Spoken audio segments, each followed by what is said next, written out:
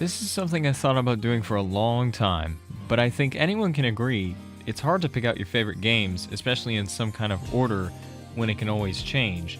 So consider this not really a complete list. So I'm gonna give you 30. That sounds good, right? If you've watched a lot of our videos on the channel, you might be able to guess what may be on the top of the list, but it's time to lay them down. Fuck yeah! Yeah! Of course, a lot of these games I've played at a young age and just keep getting better with repeated playthroughs. These are the games that mean the most to me, the games that stand the test of time. I present to you my top 30 favorite video games. Number 30, Halo Reach. One of the best first-person shooter campaigns in my opinion. As a prequel to the entire main Halo story, it takes place just before the events of Halo Combat Evolved. The story is about one of the few human colonies left on the planet Reach under attack by the alien force, the Covenant. With the whole planet at risk, the UNSC departs Noble Team, a special operations unit made of Spartans. What makes this game stand out to me more than the original trilogy is the fact that you really get attached to all the members of Noble Team. Throughout the campaign, you partner with all the members and get to know of what they're all capable of in the field of battle. Objective: destroy Covenant carrier in geosynchronous orbit above us. This sanctioned, sir. What do you think? Oh. Method: a slip space drive in lieu of the nukes we don't have. Delivery system: us. Solvable: getting us up there. That and getting our hands on a slip space drive. Thank you for sharing. This isn't even counting the hours of my life wasted in multiplayer and Forge, as Forge in this game was one of the best, in my opinion. One part I should mention is the elite ambush scene, as it is so friggin' cool seeing close quarters combat against these guys. It never gets old. Monsieur. Meg, eat Vanak. What's the status? Over! We've been engaged! Bad guy coming out!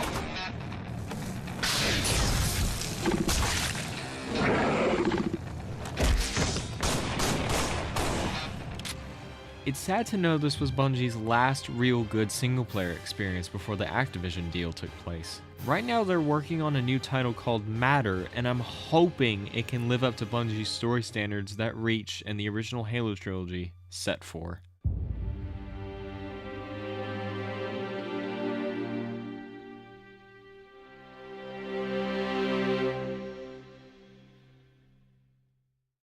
Number 29, Wipeout Pulse. For a racing game with barely any kind of story or anything, this one hits home very hard for me. For those who don't know, Wipeout is the high-speed grinding, techno music blasting, rocket spamming anti-grav rush that PlayStation branded with for a long time. Pulse is one of the two games on PSP, and it was the one I played most when I was really young. The reason why I favor Pulse over the later titles is because this was the first game to introduce the loyalty system. A system that rewards you for favoring a team by unlocking certain ships and skins for said team, and the actual racing campaign for the games to come after it. One major thing about Pulse that will always stick with me is the soundtrack, as it is arguably the best soundtrack in all the Wipeout games.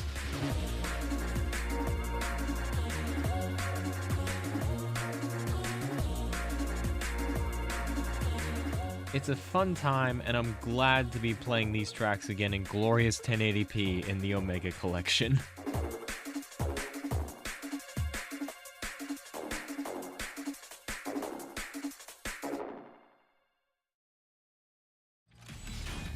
Number 28, Doom. If you want a game that really just gives you that ass-kicking vibe, then look no further than Doom. There's honestly no words to describe this game other than slay the demons and destroy everything in your path. The story is as simple as this. The UAC opens up a portal on Mars which turns out to be a gate to hell, and it's your job to fix it. There's honestly nothing else to it, just beat the shit out of everything you see. Just look at it. I can't I can't describe it. There's just so much going on. One thing I will say about this game that always keeps me coming back to it is the snap map feature. It is so freaking cool to be able to make your own solo campaigns and multiplayer maps inside the game itself. And I still don't know how to work it efficiently. Just the gameplay itself is what sells it. You're just running around tearing up everything in sight, and it's just such a blast to just shotgun dudes, use the plasma gun, and the ever old faithful BFG. There's just so much to this game that makes it so different than any other first-person shooter I've ever played, and it is just AAA action goodness. Doom 2016 is one of those games where it has set the standards for what a new Doom game should be. And man, I cannot wait to see what Doom Eternal has in store.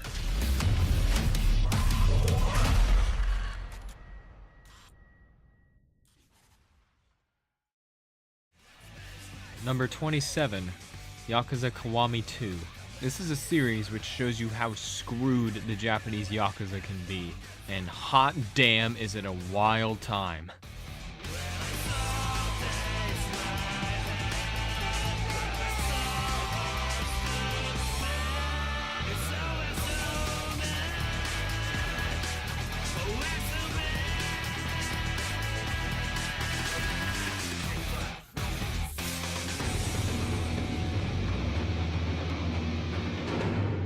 Taking place a year after the first game, the main character Kazuma Kiryu is placed as the mediator in a conflict between the Tokyo's Tojo clan and Osaka's Omi alliance. He ends up traveling to a district he isn't really welcomed in, and all hell breaks loose. Yakuza's combat is no Devil May Cry, but the arcadey feel of these games never gets old. The heat actions especially. Think of it as like the style meter of this game, and my god dude, they are so much fun and look brutal as hell when you pull them off.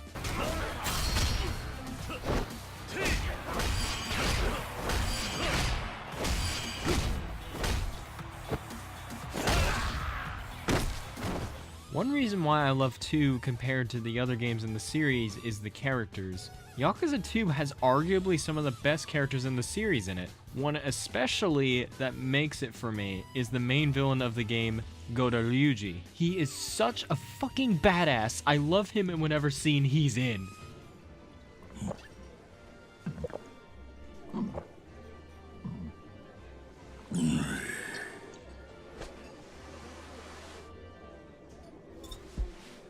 Yamada.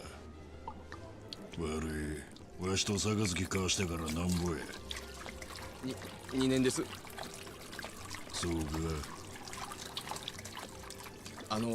親父。で、さっき言うたこと思い出したんかい。いや。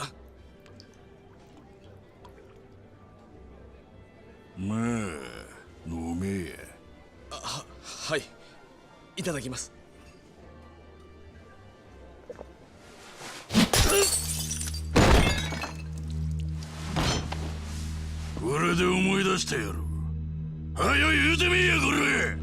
Overall, it's a great arcade-style beat-em-up and definitely my favorite in the entire series so far. この杯に絶対に邪魔はさせねえ。まああんたを倒して奪い返しゃええだけの話や。やってみるか。ああ。本物の竜はどっちか。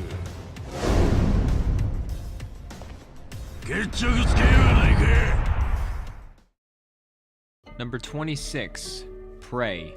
No, not that one. There we go. The original 2006 Prey, to be specific.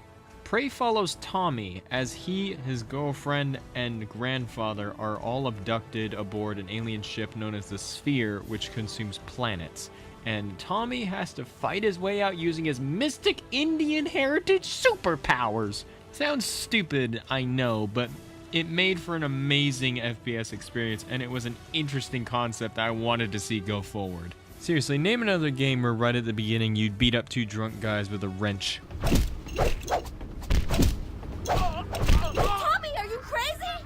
You could have killed them! Maybe I should. The gunplay, level design, and enemies are all awesome and made for one hell of a ride. I should mention, as good as the new reboot of Prey is, I still like the old universe what Human Head Studios was trying to create before Bethesda shut it down completely.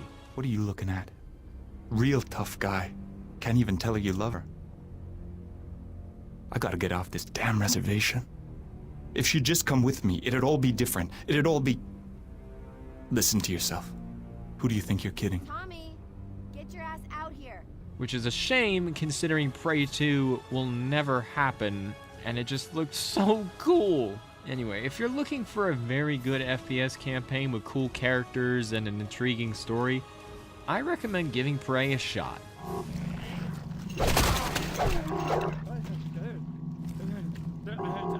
Hey man, are you okay? Shit, guess not. Number 25, Strider 2014.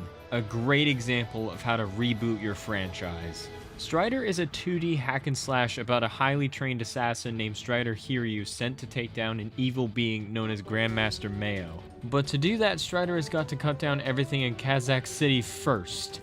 What I like about this new version of Strider is not only is it a retelling of the original Mayo story from the NES games, but this game takes the Metroidvania approach with it being semi-open world and so many secrets to find. It feels good to chop down dudes with ease as you run by room to room, carving your own path through the world. Not to mention the soundtrack really does the series justice, as it is the best the games have ever brought to my earlobes.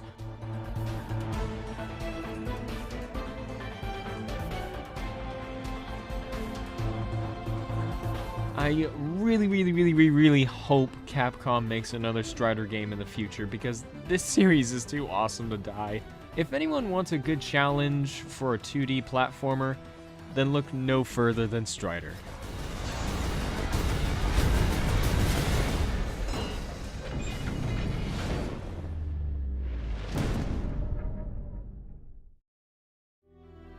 Number 24, Zone of the Enders, The Second Runner. A game that I think is one of Kojima's best work in my opinion. Good morning. Ready for combat?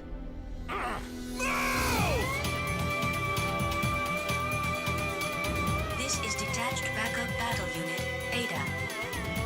Do you request control instructions?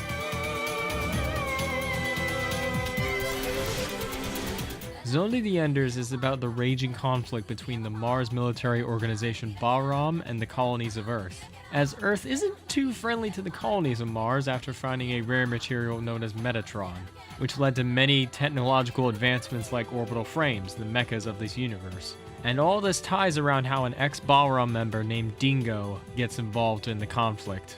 The games deal with ideas of independence and how people can be manipulated are the typical themes you'd find in any Kojima title, especially like Metal Gear Solid. The one thing that makes Zoe different than any other action game I've played is how smooth and fast it is to be able to pull off its combat. Being able to grab an enemy, then dash around the area before blowing up doors with a huge charge attack will always be satisfying. While the original Zone of the Enders is flying like a mecha Batman and saving the citizens of a local colony, it's like Kojima sniffed a bunch of anime crack and created this wacky action masterpiece. Damn, it's too tough!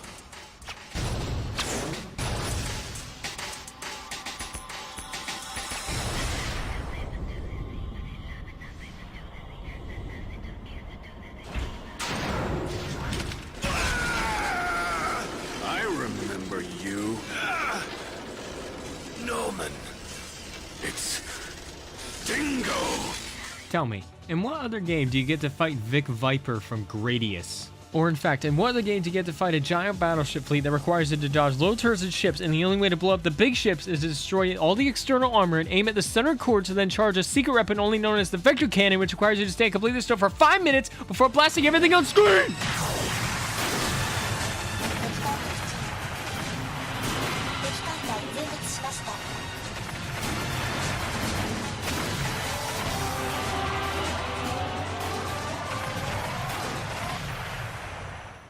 Or in what game does the main character get shot in the first mission?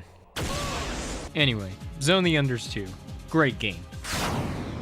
Anubis! Leo, wait! Auman chose me. The universe and human subconscious are willing their own end. Look, this is the will of Metatron.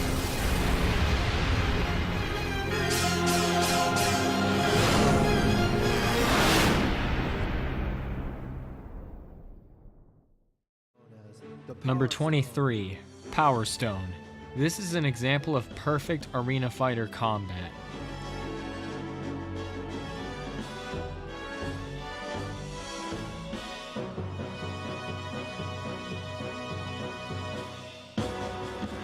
Welcome to Power Stone War. Power Stone is a 3D arena fighter made by Capcom in the late 90s, and the objective is to just beat the shit out of dudes until you obtain 3 Power Stones. What happens when you obtain 3 Power Stones? Well...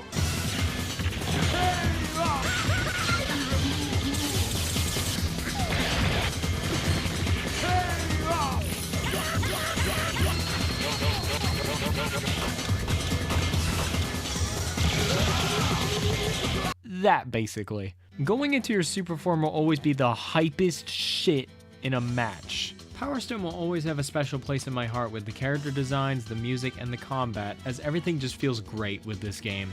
I would give my soul to see the likes of Falcon or Jack, hell, even Ryoma in a modern-day Capcom game. In the end, I highly recommend grabbing some friends and playing some games of Power Stone, as it's one of the best arena fighters out there.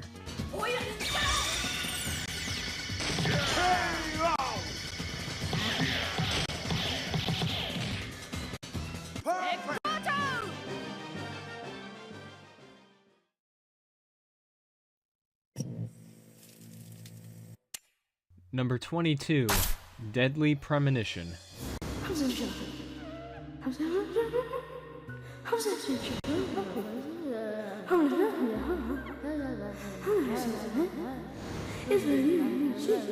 Alright, this one is going to take some effort to explain here. The game is about FBI Special Agent Francis York Morgan, who arrives in the town of Greenvale to investigate the murder of a young woman. He takes on this case due to the manner of the killing being a ritualistic murder of a young woman with red seeds found inside or around their bodies.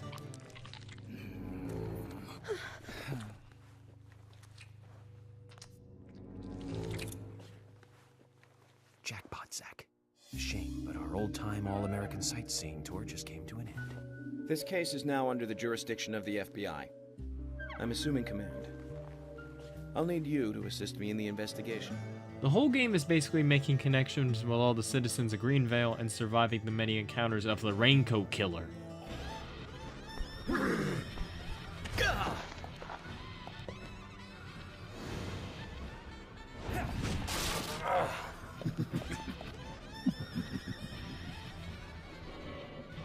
I did mention this is a horror game, right?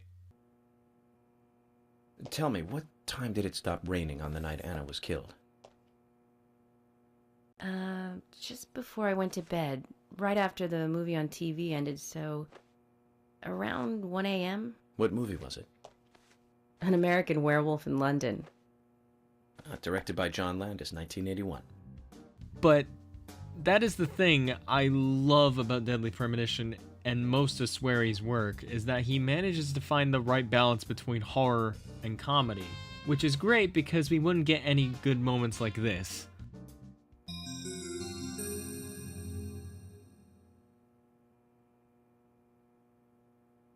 Did you see that, Zach? Clear as a crisp spring morning. F.K. in the coffee. I knew I could count on it.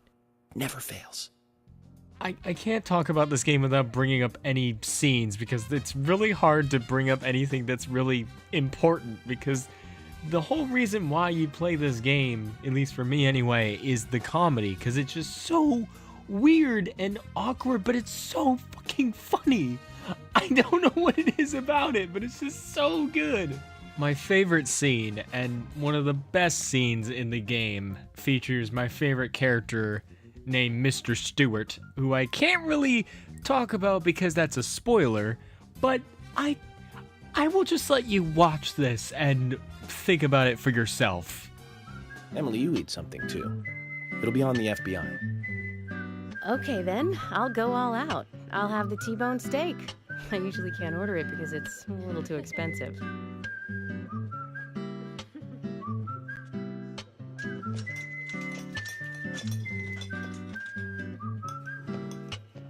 Mrs. Olivia Cormack, I am here for Mr. Stewart's lunch. If it is ready, I'd thank you a bunch. Yes, of course. Just a moment. Here you go. The usual. 1 turkey, strawberry jam, and cereal sandwich. Sounds like the sinner's sandwich. Self-inflicted punishment to atone for past sins. He's setting an example. Just that alone is worth the price of admission, in my opinion. But, yeah, that's Deadly Premonition in a nutshell. I think I've talked about this game enough. Agent Morgan, if you're so desperate, then why not smoke 2 at once?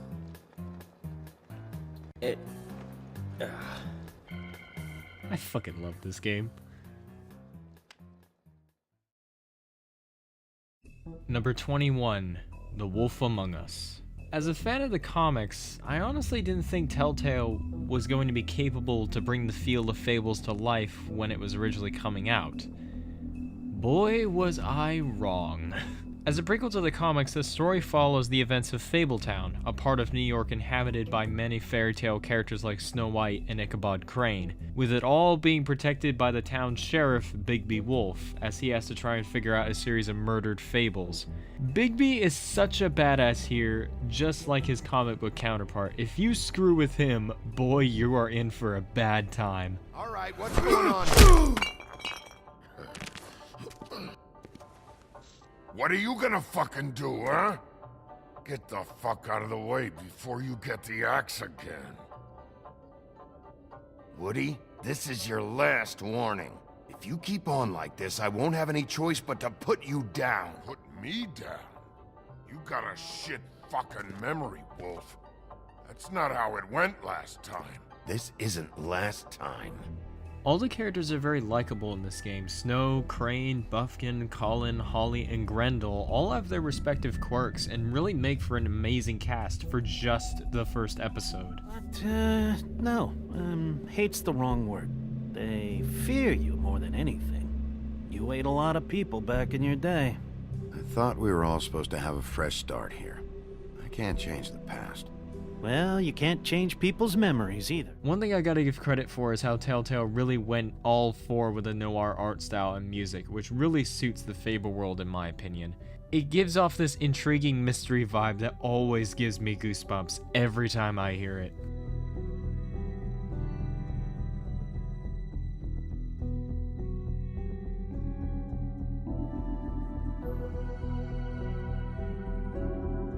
Also, the opening titles. It's one of the reasons why I always come back to this game, as it's just such an amazing intro every time I see it.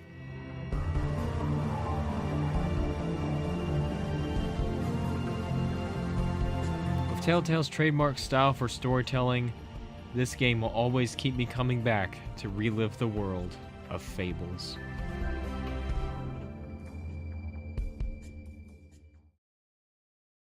Number 20, Brutal Legend.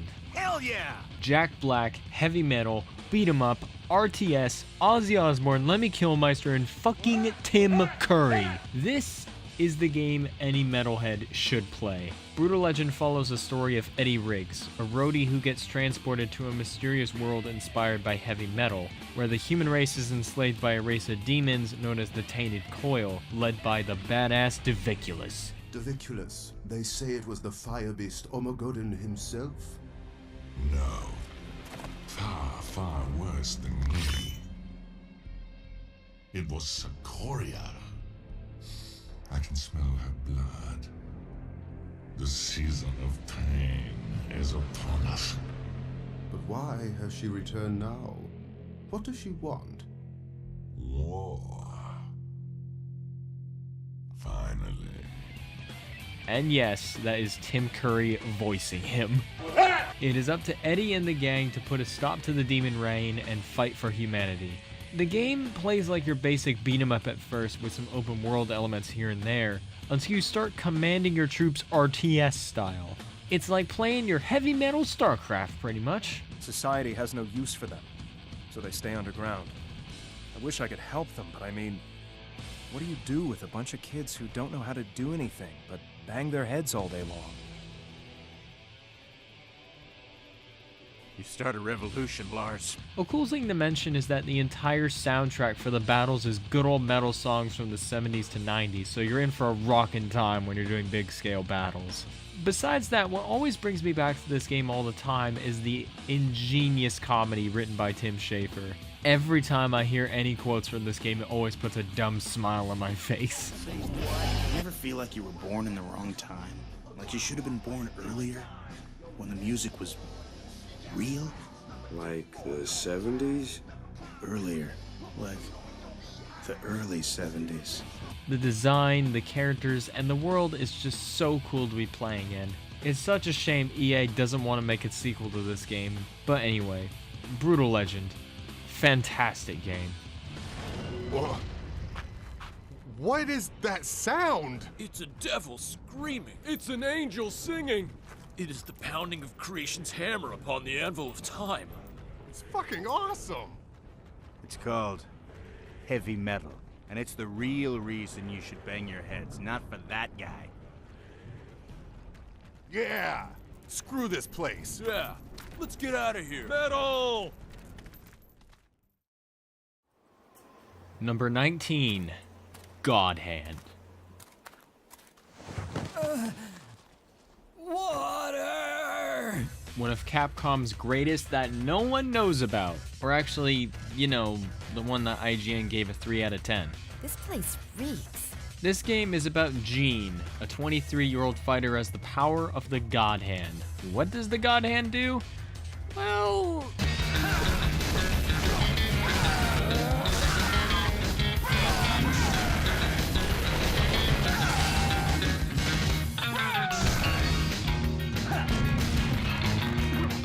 yeah, Jean is also accompanied by Olivia, who is a descendant of a clan who once protected the God Hands, and it's their job to defeat a group known as the Four Devas and prevent the demons from taking over the world.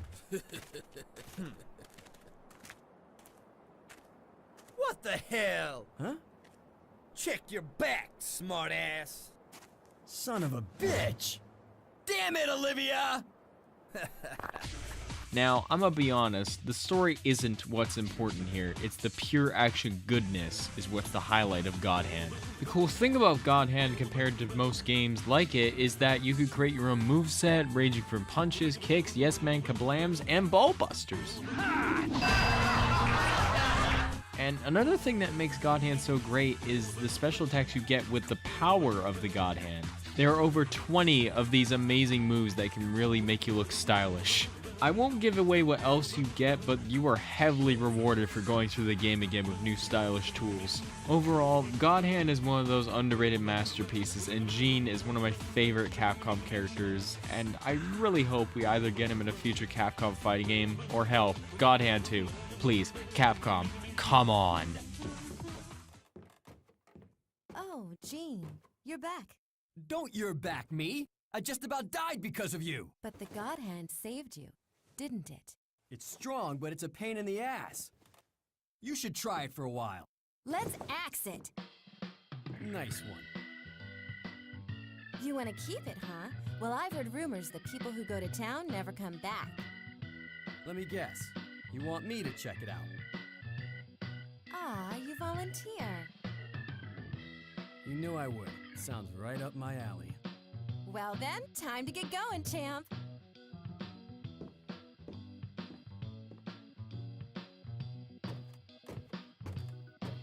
I should have never helped that psycho nutcase! Ugh! Number 18, Marvel vs. Capcom 2. Speaking of Capcom fighting games, Marvel 2 is honestly one of the best ever made. It was, and pretty much still is, the most broken of Capcom fighters. Just don't get me started on frickin' Hyper Viper. I have Marvel 2 on my list because not only of my old competitive history with the game, but because the gameplay and the characters in that game are all ridiculous to play as. Marvel vs. Capcom 2. New Age of Heroes. It is one of the most broken and most fun fighting games out there, and to mention the roster of 56 characters, which was really crazy at the time. The combat is perfect, well thought out, and most of all, hype as hell to watch.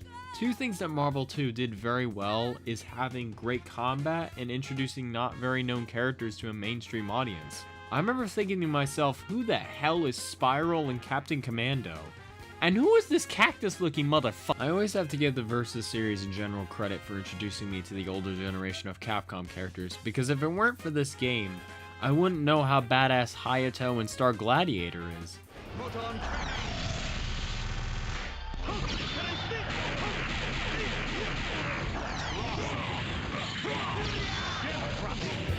Across the board, Marvel 2 is one of the best fighting games ever of its kind. And I will always come back to take another ride.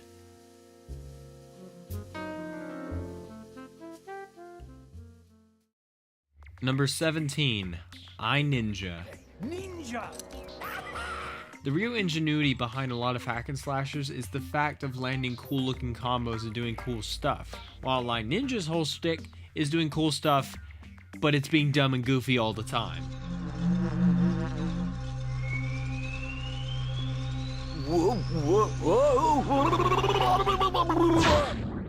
You have a ninja being voiced by Billy West, constantly screaming and spitting random sounds while you're chopping ranks.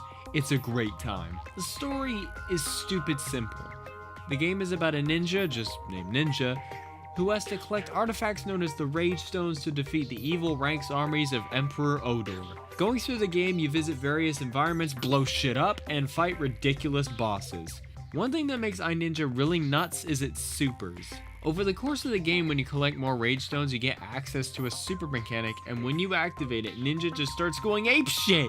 Ninja Shuriken! That's gonna hurt. Coming through. Oops, was that your head?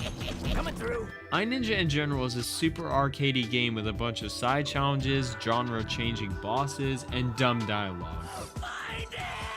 Speaking of dumb dialogue, I should mention Ninja Sensei. Throughout the game, he gives you these dumb words of wisdom that come off poking fun at the old master cliche. Go now, and remember, a stitch in time is worth two in the bush.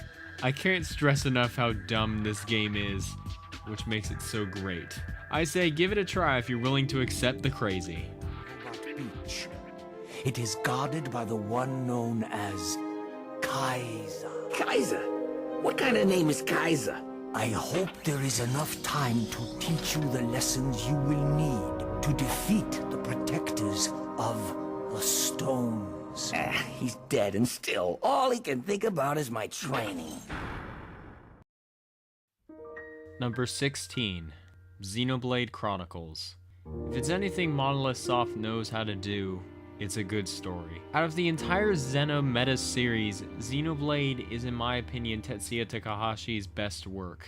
The story follows the war between humans named Homs, living on the world of Bionis, and the Mechon, who live on the world of Mechonis, and the fate of a young Hom named Shulk, who comes into the possession of the Monado, a powerful sword that gives the user the power to foresee the future. All is all well and good until Shulk's home, Colony 9, is under attack by a group of Mechon and a mysterious Mechon with a face. Swearing revenge on his colony, Shulk sets out on a quest to take down the mysterious faced Mechon and end the war altogether.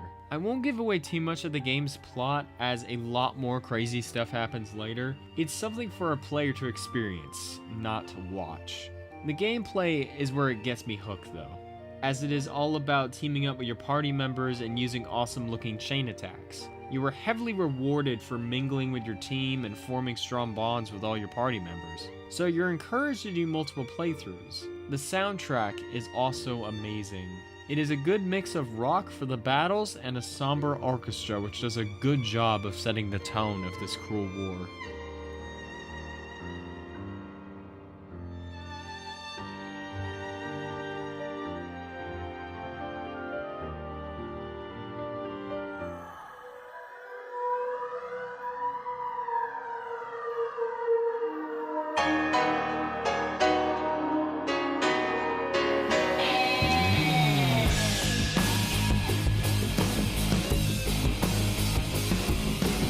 This game is honestly one of the best RPGs out there, and hell, I'd say it's one of the best ever made.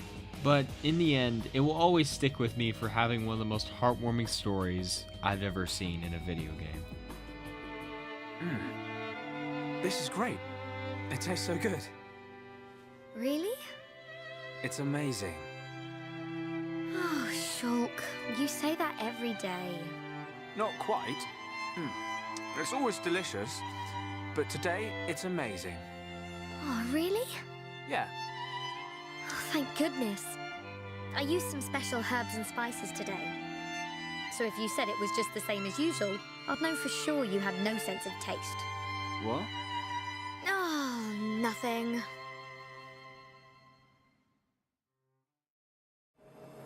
Number 15, Gravity Rush. A small Vita game that went a big way into becoming one of PlayStation's best franchises, and one of my favorite games. The game is centered around a girl named Kat who awakens in a floating city known as Hexville without any memory of her past. She meets an actual Kat with a cool looking cosmic appearance that imbues her with gravity manipulation. With these powers, she decides to protect the people of Hexville from mysterious creatures known as Nevi, which have been causing destruction and intense gravity storms all over the city. In the game, you'll come across cool characters, fly around a colorful world, and tackle points where you'll need to be a maid for a simple paycheck.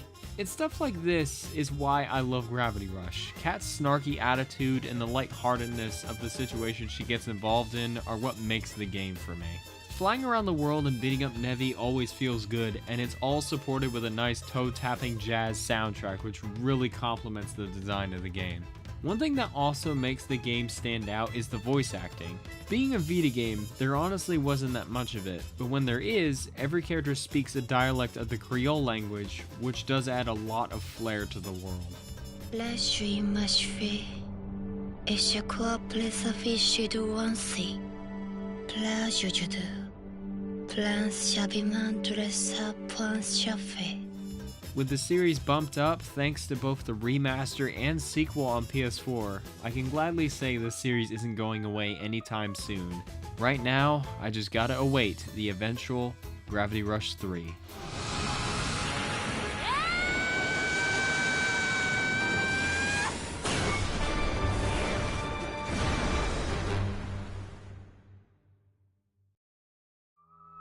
Number 14, Asura's Wrath. If we're gonna talk about a game that screams Capcom, it would be Asura's Wrath. This whole game is literally just beating up everything in your path to dethrone a wannabe god. At a first glance, it looks to be doing everything wrong in terms of game design. It's a brawler that has more cutscenes than gameplay, quick time events all over, the true ending is DLC. Yet, despite all this, Asura's Wrath is unlike any game I've ever played. Can nothing quell my anger? You have an amazing Hindu sci-fi mixed world, satisfying combat, and an awesome cast of characters. Yasha, Olga, and Deus are all great characters to fight in this game, but the man who steals the show is Asura. Liam O'Brien, who has voiced many characters in anime, gives an amazing performance as Asura.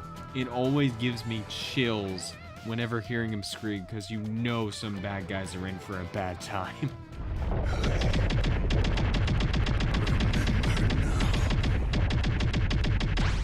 You bastards!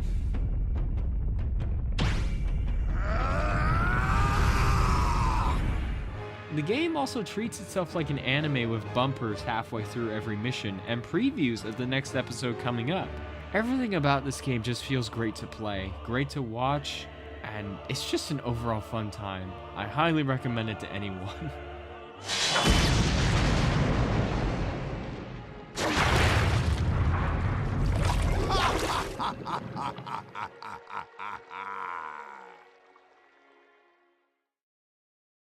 Number 13, Crash Bandicoot 2, Cortex Strikes Back. Out of the entire original trilogy, Cortex Strikes Back will always be my favorite.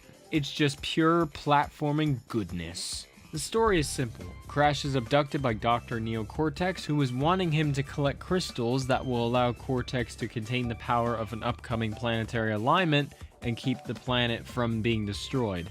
I need your help. Surrounding you are a series of 5 doors. Through each door lies a well-hidden crystal. The crystals look like this. Bring me the crystals, Crash. That is all I will say for now. We will speak again. So it's basically up to Crash to adventure through Insanity Island again and save the world from blowing up. The reason why I favor this game in the original trilogy is because 1, it's not hellishly hard, and 2, it hits the right balance between platforming and set pieces. I always felt the later entries really strayed away from keeping it simple and to its core, which is the platforming. This is the perfect platformer for anyone wanting a simple gaming experience, or anyone just wanting to get into gaming. It's just pure platforming goodness. Crash? Crash? Crash! My battery is fried. Make yourself useful, big brother, and bring an extra battery for me.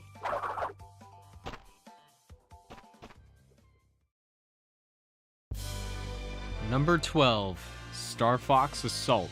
Now, if you want to talk about another perfect game in a franchise that's been trying to improve, this is it. The classic arcadey shooting sections, on-foot action, competitive multiplayer, it's all here.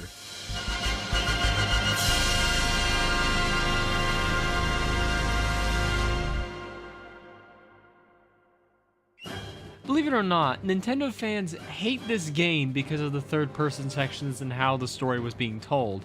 And I say, screw them, because this is the best game in the whole damn series. The story takes place after Star Fox Adventures. You know, that other Star Fox game people hate for some reason. With the Star Fox team and the whole Lilat system under threat by an alien race known as the Aporoids, a hive mind that believe all things exist for the infestation and seeks to assimilate everything in the universe, they are capable of controlling machines and life forms through infection, which makes them for an interesting enemy throughout the course of the game. One thing that Assault did that I really like about it is that it went for a much more darker story and tone that you don't see Nintendo really do nowadays. And don't even get me started with the soundtrack, as it is a space opera masterpiece that really sets the stage for what a Star Fox game should sound like.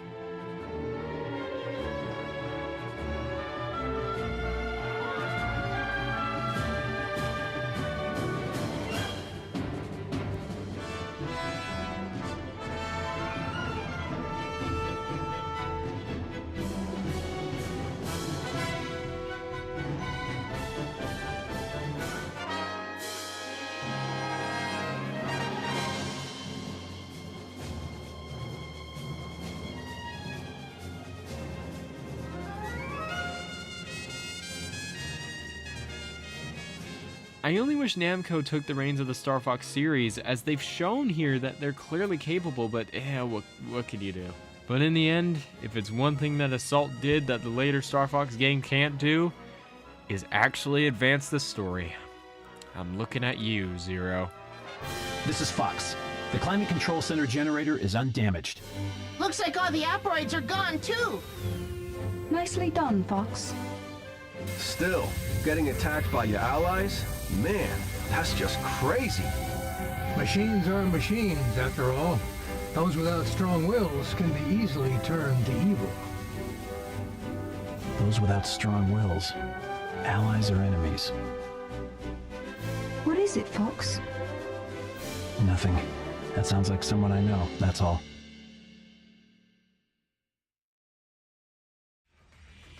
Number 11, Killer Instinct. When talking about fighting games, you gotta have enough content, flair, and character variety to really stick out from all the rest. And Killer Instinct 2013 is the only one that has done this super effectively. KI is vastly different than any fighting game, as all the combos are linked to light, medium, and heavy auto doubles, which can all be broken with the appropriate combo breaker strength. This adds a large metagame in every match, as you have to learn the pattern of your opponent and be sure to not get greedy when combo breaking. Why? Oh, counterbreaker! And he wins! CD Jr. can't take KI! You can get counter broken. The thing that always makes KI so hype is predicting your opponent with a counter breaker and dishing out nearly 80% damage. All the characters here are great. You got the Shoto Ninja Jago, the crazed Saberwolf, Orchid, TJ Combo, Gargos. Just everyone in here are some of the best fighting game characters in my opinion. However, the best of them all is my favorite character, Fulgor. Think the Terminator, Predator, and RoboCop all mixed into one. He gets very wacky in this game, as he has a special move which is the definition of a hype beam.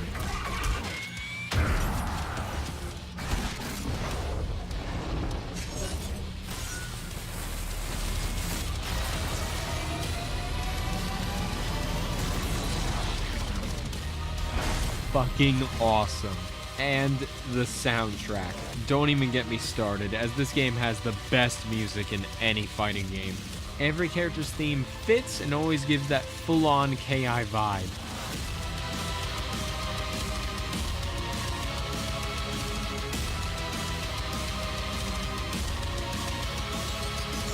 I always come back to KI on the Xbox whenever I can to do some classic Ultra combos, and man does it always feel good.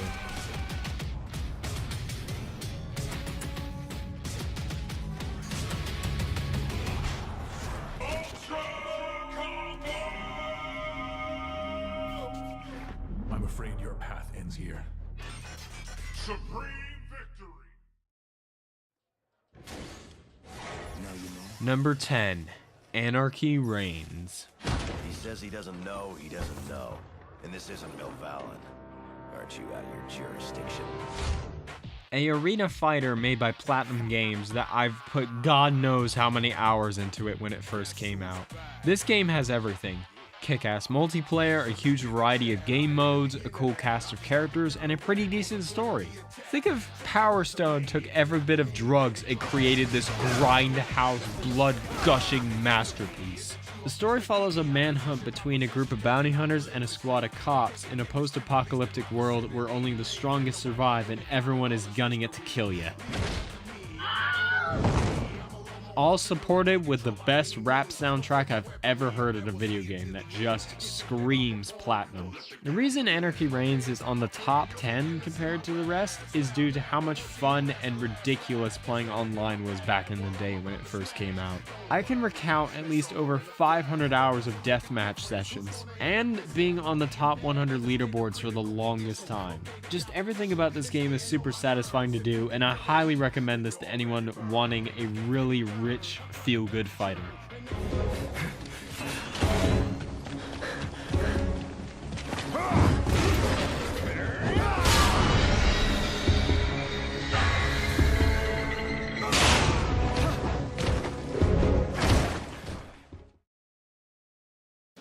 Number 9.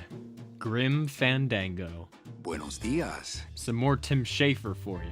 The story follows Manny Calavera, a travel agent at the Department of Death, a company that sells luxury packages to souls on their 4-year journey to eternal rest, such as the number 9 train, which turns the 4-year journey into 4 minutes. But as he attempts to save new arrival Meche Colomar, he uncovers an underground conspiracy that has rigged the system of the underworld and has to stop it before it's too late. I have reason to believe that the Bureau of Acquisitions is cheating the very souls it was chartered to serve.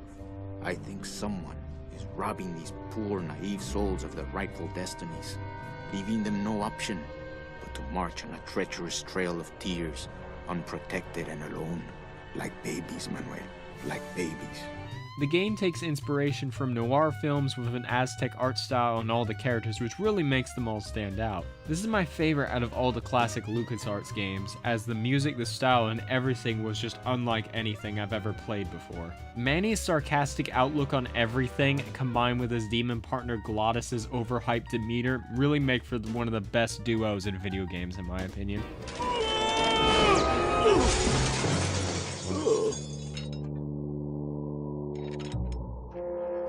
Until now, we scraped along the ground like rats. But from now on, we soar. Like eagles. Like eagles on pogo sticks!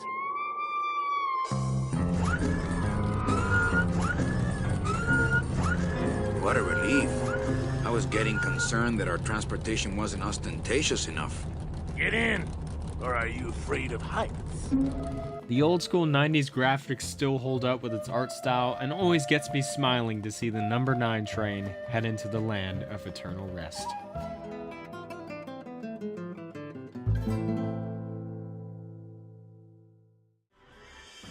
Number 8. Dissidia 012 Final Fantasy. If Marvel vs. Capcom's core fighting mechanics had a baby with the RPG legend Final Fantasy, this would be the result. Dissidia 012 is a crossover arena fighter featuring the main characters of all Final Fantasy games through 1 to 13. The story involves an endless conflict with the two gods of Harmony and Discord, which has resulted in the summoning of many warriors from other worlds from the main series in a never-ending cycle of death and rebirth until the balance is tipped in the favor of chaos. A mannequin army will soon sweep across the very place we stand. I needn't bother lifting my blade against the likes of you. Throw some of the best characters from the series into the mix and you have the most fan service for a Final Fantasy fan in fighting game form. It's basically a traditional RPG with fighting game mechanics, so you know it was begging for my attention. Not only that, but you get to enjoy sick-ass rocking remixes of classic battle themes. So you go from ye olde 8-bit goodness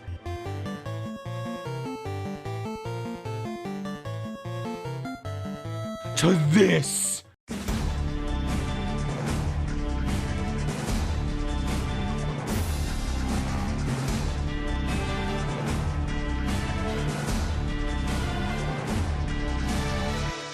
The one thing that makes Dissidia 012 so fucking hype every time I play it is the EX mode mechanic. Basically, you have a meter that feels like a regular fighting game. However, when you land an HP attack on your opponent, you have the option to extend it with the square button. What happens when you do this? Well...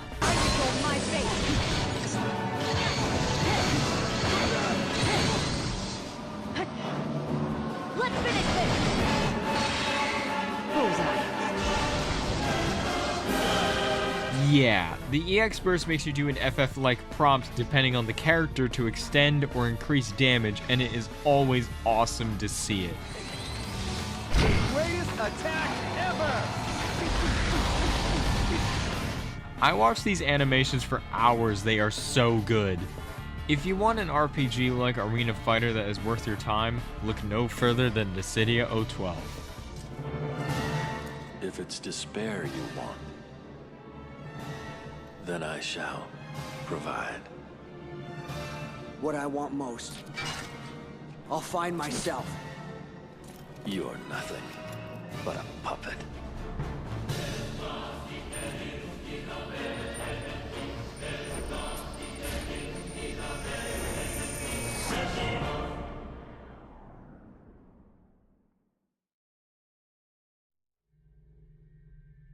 Number 7. Bloodborne.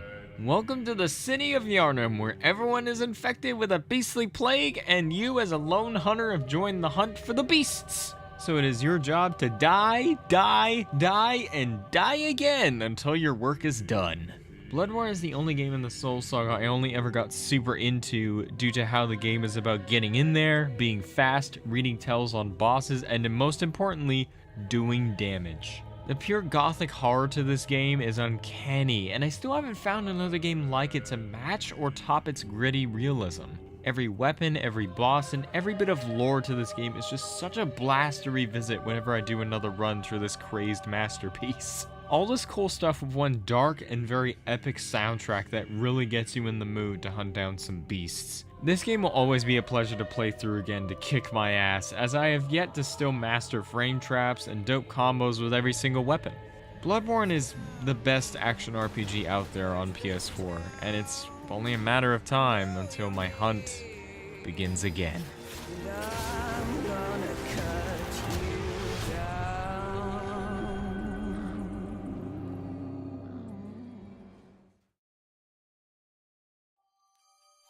Number 6. Fury. You play as a mysterious man who spends his existence receiving endless torture within a highly advanced prison, composed of 10 islands floating in orbit above a planet's surface, until a man wearing a rabbit disguise who calls himself the Voice frees the stranger. Giving him a sword and a gun, the man encourages him to fight for his freedom. And then it becomes a boss rush to defeat all your captors and fight for your freedom. There's an easy way and a hard way. You choose. Fury is brilliant, just brilliant.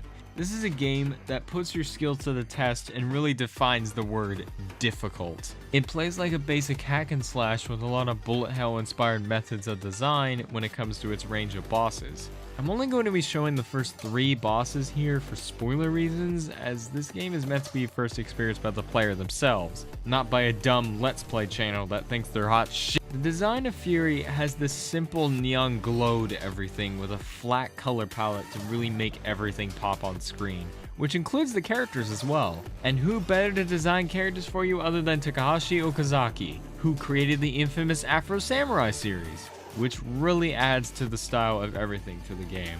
Fury also has what I consider to be one of the best soundtracks in gaming. It strays into hard-hitting techno, which only gets more and more hype with every phase.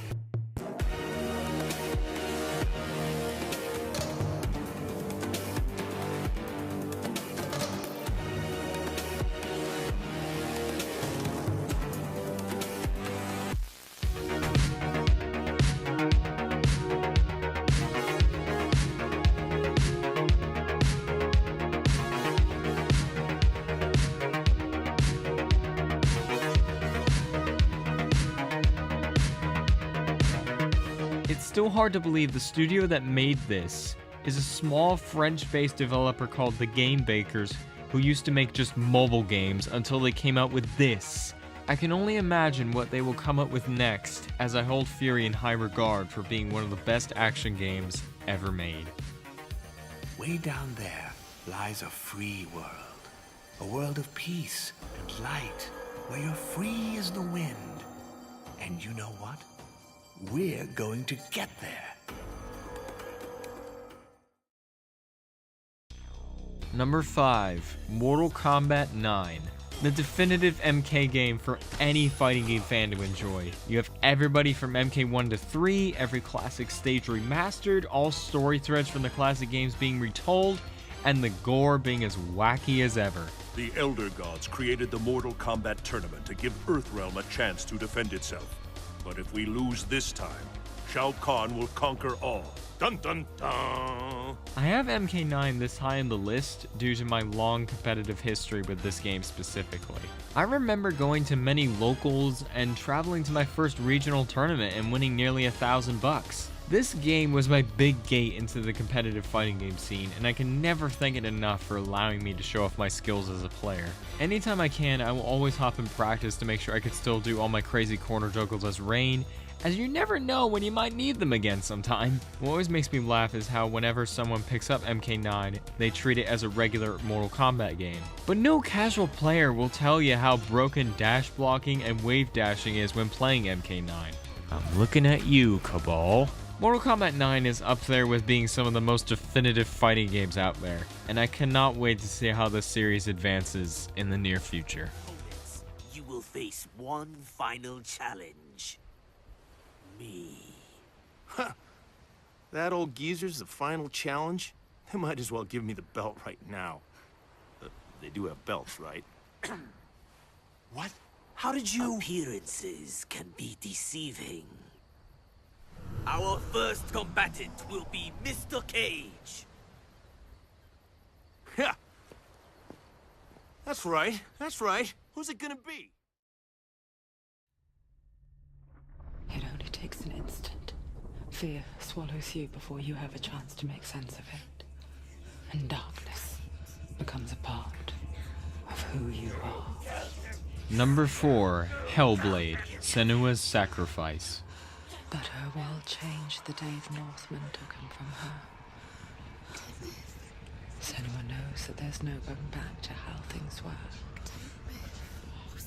That there's nothing to go back to at all.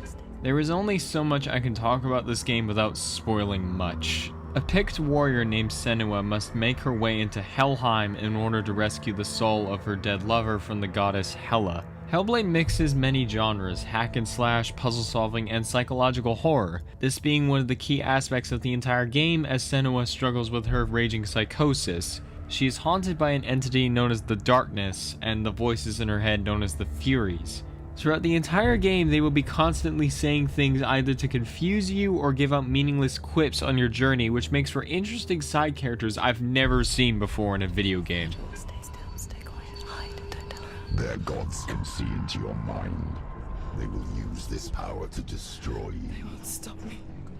I can still feel him. Whatever's left of him, they will never let him go.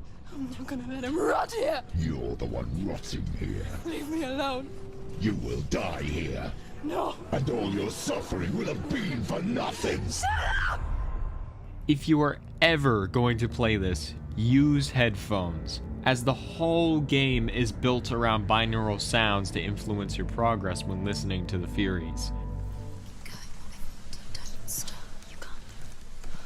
Are you scared? You should be scared. You've got to go. Get down. What's she waiting for? It is a wild time, believe me. The gameplay itself is pretty cool, as you are left to figure out what combos with what and how your other mechanics work. It's very unique game design to just plop the player into this harsh reality without anything to hold your hand, where I really wish more games did this sort of thing. Not to mention, this game has one of the best Viking-based soundtracks ever. Just listening to it really gets you in the fight, and it's just so hype just hearing these Viking chants while you're cutting up demons.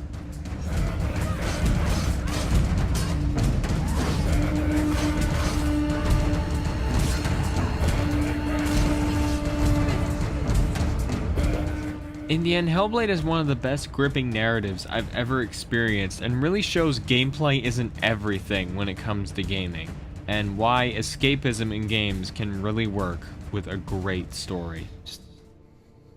Just promise me that you will come back to me. I want you to say it. I want you to say it.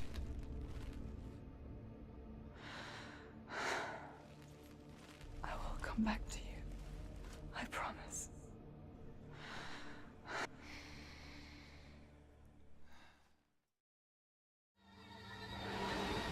Number 3. Custom Robo. Everyone always talking about Waluigi for Smash. Well, screw that. When's Rail 1 for Smash? Custom Robo is one of Nintendo's franchises that, for some reason, they act like doesn't exist anymore. Which is a real shame considering how badass the GameCube game specifically is. Custom Robo is an arena fighter where you take control of little mecha and shoot the ever-living shit out of each other. It's awesome as you can mix and match different parts of your robot, from mobility to the guns. And boy, there are a lot of guns. The amount of possibilities you have with creating all kinds of combos with the parts is always the game's biggest spectacles, which will never get old to me. The game also has a branching RPG-like story mode with an interesting story that I won't spoil here, as the build-up and payoff is too good here.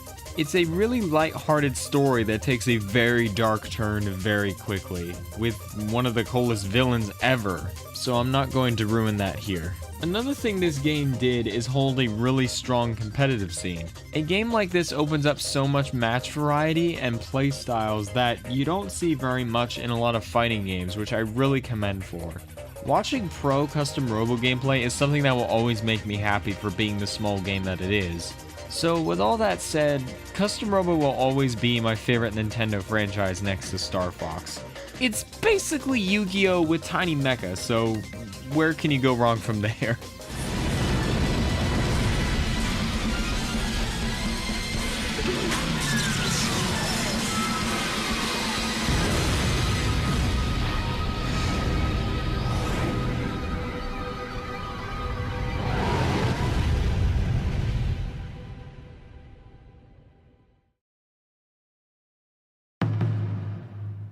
Number 2. Soul Edge. Transcending history and the world, a tale of soul and swords, eternally retold.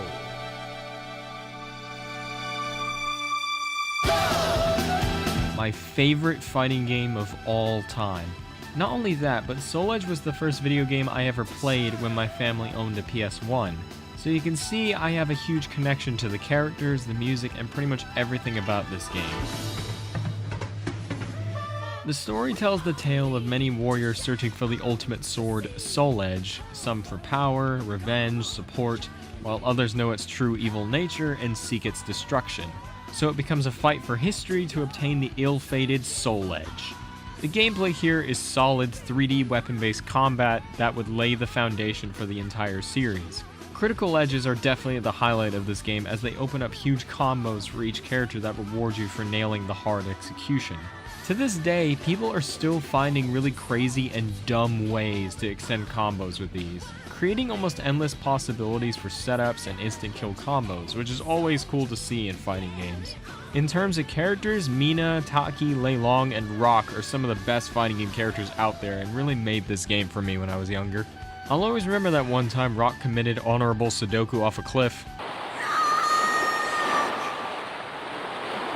Also, the intro. Arguably the best fighting game intro in existence. Just take a watch at this.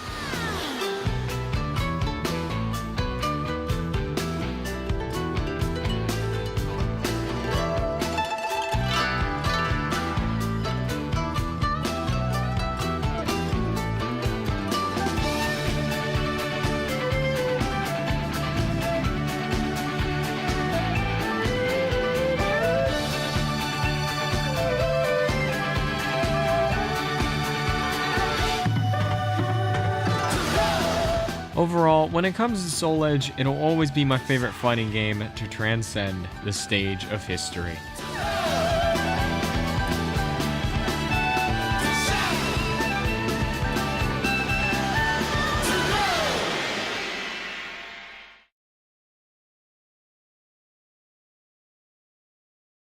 And now number 1, Devil May Cry 5. Anyone who has watched the channel knew this was coming. It's the game I've waited half my damn life for, crying out loud. Oh, I get it. Who brought the marshmallows? Because I'm bringing the fire. Taking place a couple years after Devil May Cry 4, Devil Hunters Nero and Dante return with mysterious newcomer V to fight a great battle that will not only decide the fate of the world, but the Sparta bloodline itself. The combat, the story, the characters, the music, the fan service, everything here represents how this is one of the few examples out there in the industry of a perfect game. I could go on for hours how amazing the gameplay is. Nero now has 8 different arms he can use that encourage multiple playstyles and combo tools. Let me list them. Overture, short electric bursts for maximum damage, Gerbera, high-end air mobility, Ragtime, which allows for a brief time stop, Punchline, rocket fists and skate tricks, Helter Skelter, Pierce the Heavens, Buster, a tribute to Nero's lost demonic arm, Tomboy, uncontrollable power that changes Nero's base moveset, and Rawhide, a metal whip used to grapple stronger enemies. So yeah, Nero has quite the move list in this game.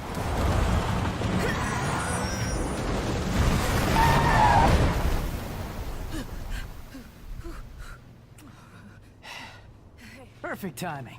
Then you have the new character V, who is all about controlling his 3 familiars Shadow, Griffin, and Nightmare.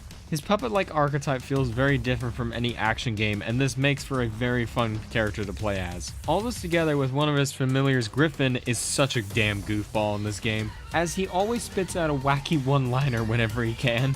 What are you doing down there? You didn't think you did that all by yourself, did ya? This is it! This is the end! It's all over! Okay, Shakespeare. Just remember this. You and I like to exist, so get rid of those demons quick, because killing them ain't my stick! Did you find it? Well, I don't know what I found, but, I think I saw some demons dancing. Well, then I guess we keep going. And then there's the man himself, Dante. He has pretty much everything you'd ever want out of a Devil May Cry game. All 4 styles, 12 weapons, Devil Trigger, and the most technical goodness Dante has ever had in any game. Combine all this with some of the best bosses in the entire series, and you have arguably one of the best games ever made. What? No chit-chat or monologue? Just getting right to the point, huh? Everyone here is great. Nero is as brash and snarky as ever.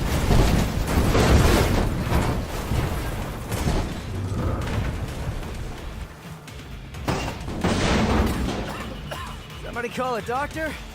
V is reciting all this poetry while looking super flashy.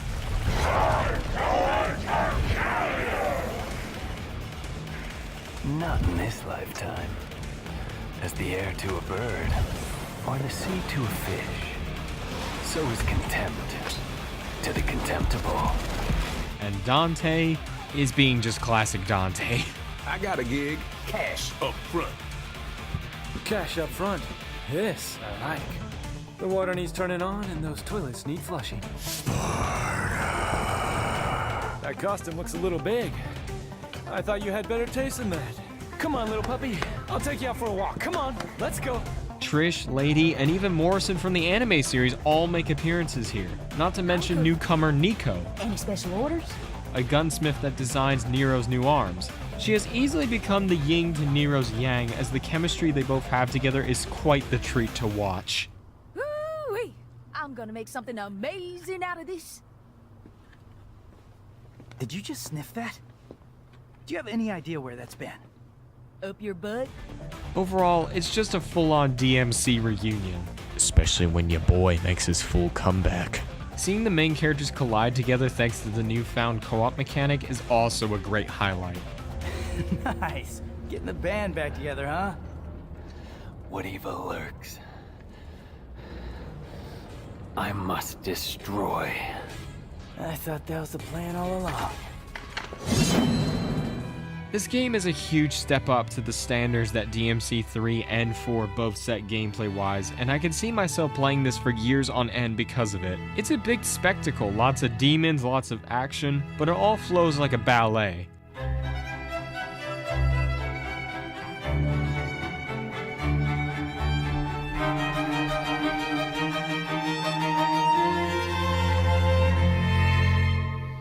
It's a game that celebrates the return of a classic franchise. It's about demon-powered people suffering from their setbacks to then awaken with newfound power to defeat a common enemy.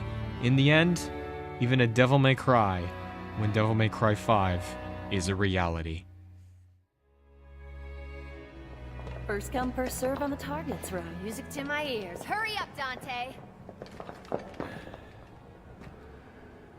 Guess I get to see it with my own eyes. If it really is you.